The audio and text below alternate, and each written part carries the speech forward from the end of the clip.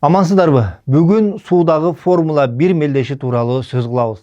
Бийлик өкүлдөрүнүн бул тууралуу айткандарынын кайсы жеринде чындык барда, кайсы жеринде жалган кошулганына токтолобуз. Андыктан биз менен бир болуп видеону аягына чейин көрүңүз.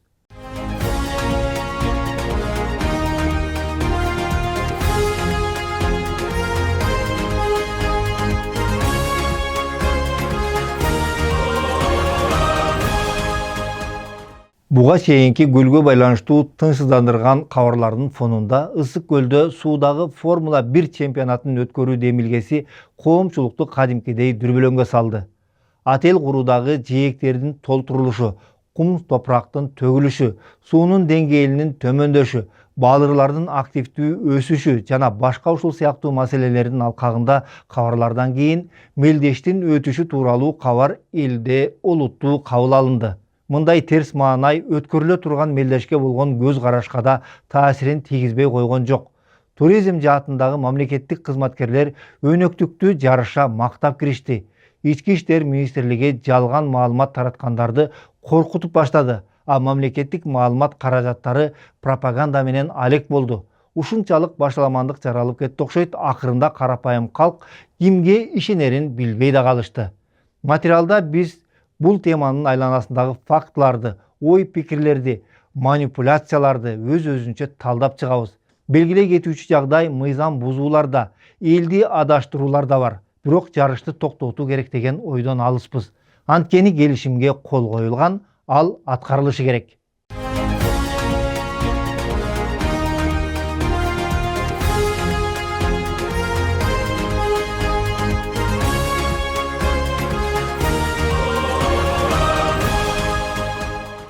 Алгач кыскача маалымат берип өтөлү. Жарышка ылайыкталган алгачкы спорттук катамарандар өткөн кылымдын экинчи жарымында эле пайда болгон.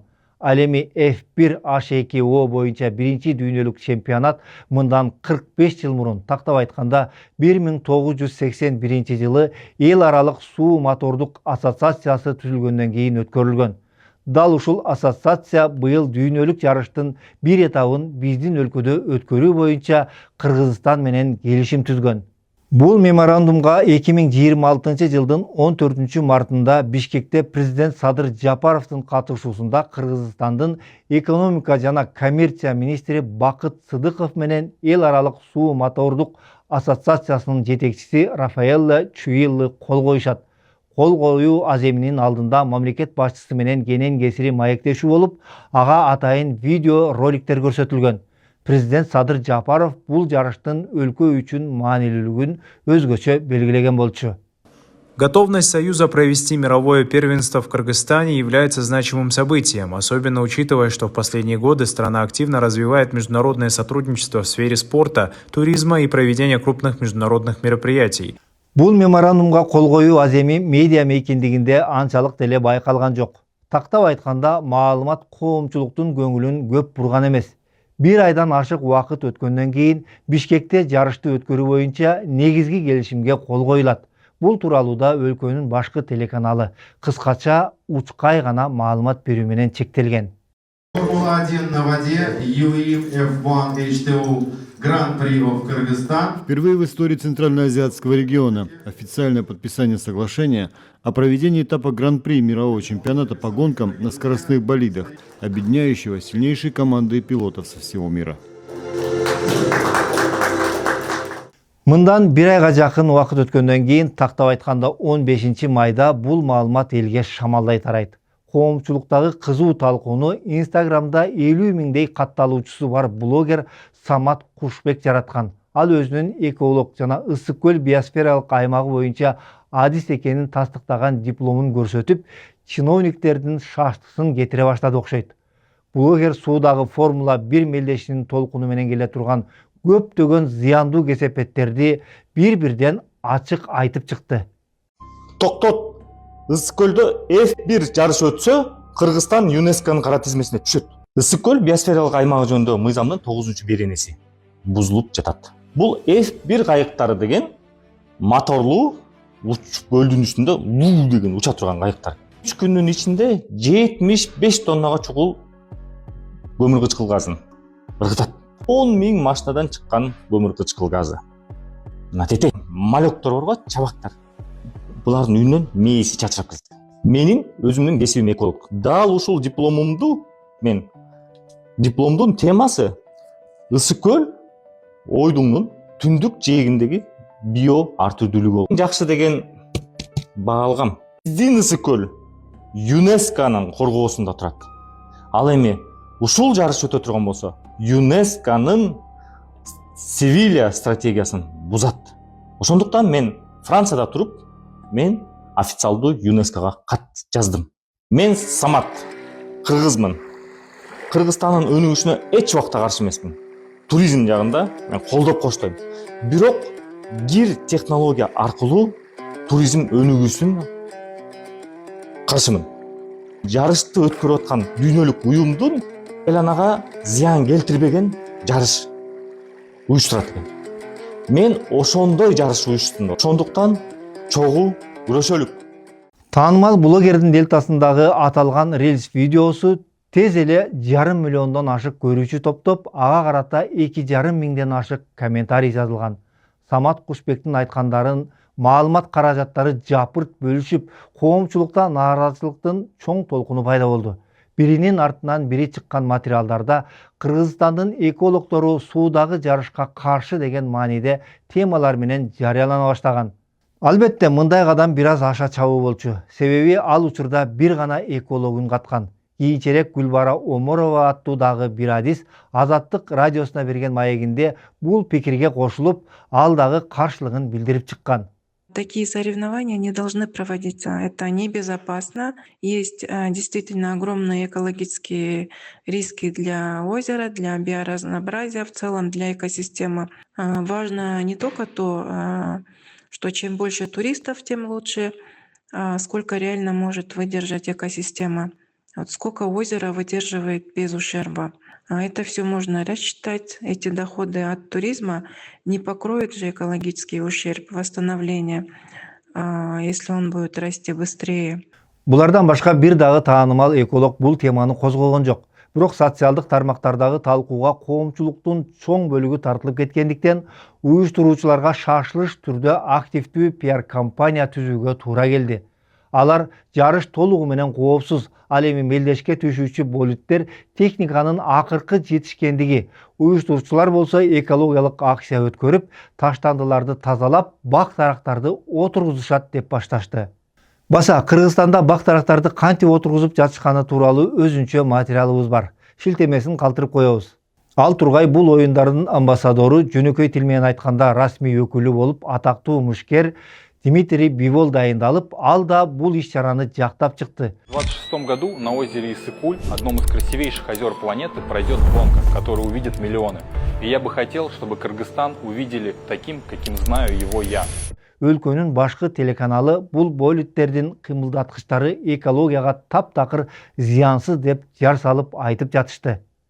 Теперь вместо устаревших двухтактных двигателей используют современные четырехтактные моторы, соответствующие экологическим стандартам. Мына ушундай көп талкуудан кийин биз эң негизги маселеге кыймылдаткычтын же болбосо мотордун түрүнө көз чаптырдык. Бул абдан маанилүү.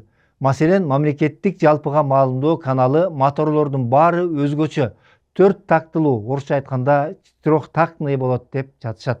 Ал эми расмий спорттук порталдын маалыматы боюнча 2026 жылдагы сезондун бекитилген тизмеси таптакыр башканы көрсөтүп турат.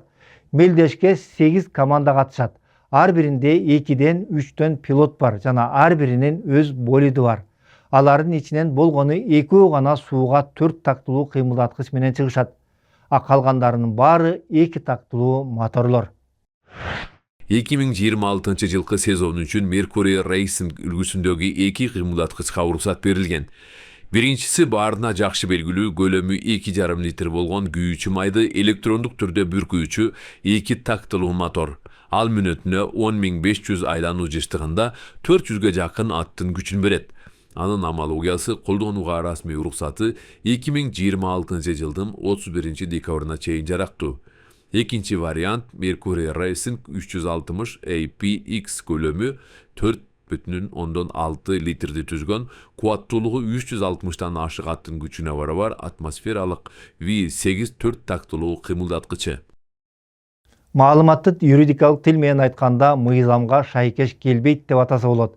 Кептин баары ысык көлдө 2 тактылуу моторду колдонууга расмий түрдө тыюу салынгандыгында. Бул мыйзамга президент Садыр Жапаров өзү 2025 жылдын мартында кол койгон. Эсиңиздерде болсо, көлдө гидроскутерлерге тыюу салынганда чоң кызыгуу болбоду беле? Бул так ошол мыйзам. Келиңиздер, мыйзамдан цитата келтирели. Ысык көл экология экономикалык тутуму жөнүндө мыйзамдын 17 беренесинен 17 берене табигый чарбалык ишмердүүлүккө коюлган чектөөлөр. Ысык көл экология экономикалык тутумунун аймагында жаратылыш процесстеринин табигый өнүгүшүн бузуучу же жаратылыш комплекстери менен объекттерине зыяндуу таасир тийгизүү коркунучун жаратуучу чарбалык жана башка ишмердүүлүктөргө, анын ичинде төмөнкүлөргө тыюу салынат. Ысык көлдү же анын бир бөлүгүн, ошондой эле суу топтолуучу аянттарды химиялык булгоого, агынды сууларды агызууга, зыяндуу заттардын бөлүп чыгышына, пестицидтерди, агрохимикаттарды, радиоактивдүү заттарды колдонууга, ошондой эле транспортты, анын ичинде бардык типтеги, анын ичинде колго жасалган 2 тактылуу стационардык жана асма кыймылдаткычтары бар сүзүүчү каражаттарды эксплуатациялоого, өндүрүш жана керектүү калдыктарын жайгаштырууга, ташууга, чарбалык кирчиликтик жана өндүрүштүк агынды сууларды көлгө жана ага куйган дарыяларга агызууга. Мунун айырмасын эмне үчүн бул эң негизги маселе экенин, ушундай эле мындай моторлорду эмне себептен колдонбоо керектигин жөнөкөй тил менен түшүндүрүп берели. 2 тактылуу кыймылдаткычтын түзүлүшү абдан жөнөкөй. Ошол эле учурда бир топ кубаттуу, жеңил болот. Дал ошол себептен аны жарышка катышуучулар абдан жакшы көрүшөт. Бул моторлор бензин менен майдын аралашмасынан турган күйүүчү май менен иштейт. Эң жаманы бул аралашма толугу менен күйбөйт. Анын бир бөлүгү, тактап айтканда, 20%дан 30%га чейинкиси түз эле абага же сууга бөлүнүп чыгат. Мына ушул фактыны эске ала турган болсок, алдыдагы жарыштар толугу менен экологиялык таза болот, көлгө бир да тамчы май же бензин түшпөйт деп ишендирүү элди алдоо болуп саналат. Ал эми 4 тактылуу кыймылдаткыч болсо, тескерисинче технологиялык жактан татаалыраак, салмагы боюнча да кыйла оор келет. Бирок анда таза бензин күйөт, ал дээрлик толугу менен күйүп кетет. Бул албетте экология үчүн бир топ коопсуз. Жарыш болиттери үчүн мотор чыгарган Mercury Racing компаниясы ушундай кыймылдаткычты иштеп чыгып, учурда аны жарыштарда сынап жаткан убагы.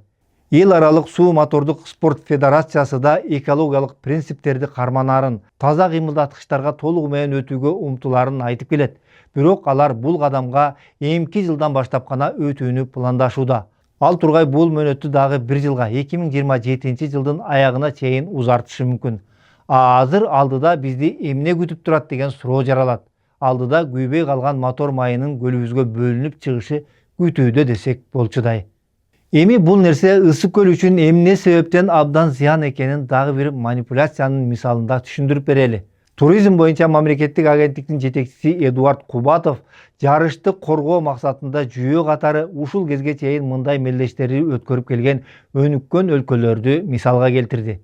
Анын айтымында, эгерде бул оюндар чындап эле зыяндуу болсо, анда өнүккөн мамлекеттер мындай иш-чараларды уюштуруудан баш тартышмак экен.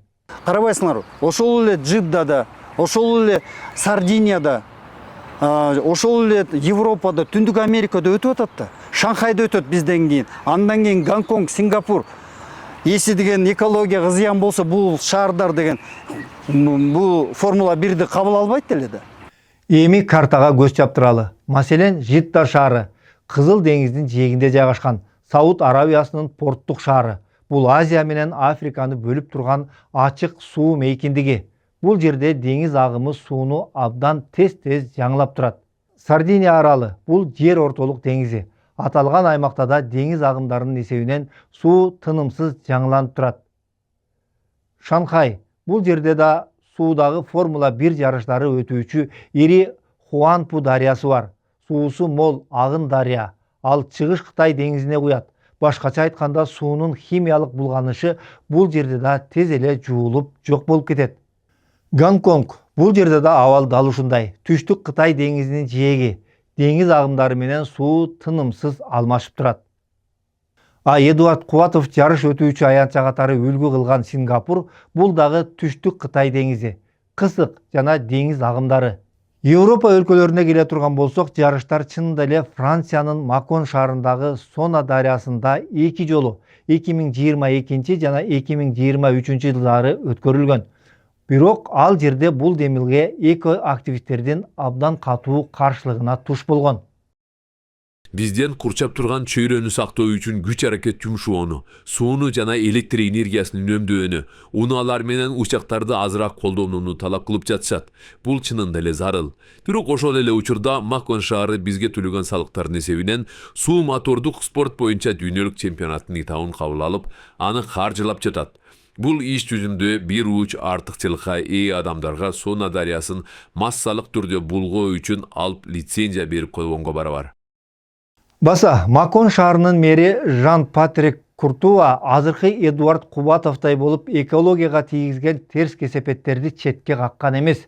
Бирок калган маселелерде активисттерди саясий кызыкчылыктарды көздөп жатат деп айыптаган. Иш-чаранын экономикалык пайдасын кайра айтып, бак дарактарды отургузуу сыяктуу компенсацияларды убада кылган. Кандай болгон күндө да 2024 жылдан баштап ал жерде жарыштар такыр өткөрүлө элек. Эдуард Кубатовдун башка өлкөлөрдү мисал кылган жүйөсү Ысык көл менен салыштырууга туура келбейт. Анткени Ысык көл тоолор менен курчалган. Ага ондогон дарыялар куюп, андан бир дагы суу агып чыкпайт. Тактап айтканда, Ысык көлдүн суусу агын суу эмес. Учурда үлгү катары көрсөтүлүп жаткан Индонезиядагы Това көлүнөн да биздин көлдүн айырмасы ушунда. Ал жакта да мына бул дагы көл да, ал жерде да жарыштар өткөрүлгөн деп мисал кылып көрсөтүүдө. Ооба, Това көлү биринчи караганда биздикине окшош көрүнүшү мүмкүн. Ага да ондогон дарыялар куят. Бирок бул көлдүн агып чыга турган жолу бар. Тагыраагы Асахан дарыясы Това көлүнөн агып чыгып, Малакка кысыгына куят. Башкача айтканда, бул көлдө Ысык көлдөн айырмаланып, суунун туруктуу айлануусу же болбосо циркуляциясы бар. Бирок ошого карабастан ал жерде да жарыштарды өткөрүү эко активисттердин катуу сынына кабылган. Ал жакта суу тынымсыз жаңыланып турганына карабай, көлдүн абалы бүгүнкү күндө да экологдордун олуттуу кооптонуусун жаратып келет. Мындай жарыштарды өткөрүүдөн чындап эле орду толгус зыян келеби? Бул суроо дагы деле талаштуу бойдон калууда. Учурда айрым экологдор кырдаалды өтө эле драмалаштырып жаткан болсо, бийликчил эксперттер да буга абдан олдоксон жооп беришүүдө. Маселен, мындайча. Сейчас организаторы уделяют особое внимание вопросам экологии и безопасности. В соревнованиях используется современное оборудование. Я думаю, что прежде чем было дано разрешение на проведение, вопрос изучили со всех сторон. Бул тек гана куру божомол. Бул дагы кезектеги манипуляция. Дагы бир эксперт. Нас уверили, что после проведения мероприятия берег будет очищен, будут соблюдаться все нормы безопасности. Бул пикир дагы бизди ишендиришти деген гана куру сөзгө таянат. Бул абдан туура эмес түшүндүрмө. Иштин чоо жайын билгиси келип, ушул манипуляциялардын хаосунан чындыкты издеген бардык жарандарга Ички иштер министрлигинин жасаган кайрылуусу бул жагынан алда канча таасирдүү болду. Алар жөн гана бул талкууну токтотууну талап кылышты. Ошону менен талкуу шарт токтоду. Анткени Ички иштер министрлигинин басма сөз кызматы бөтөнчө билдирүү тараткан.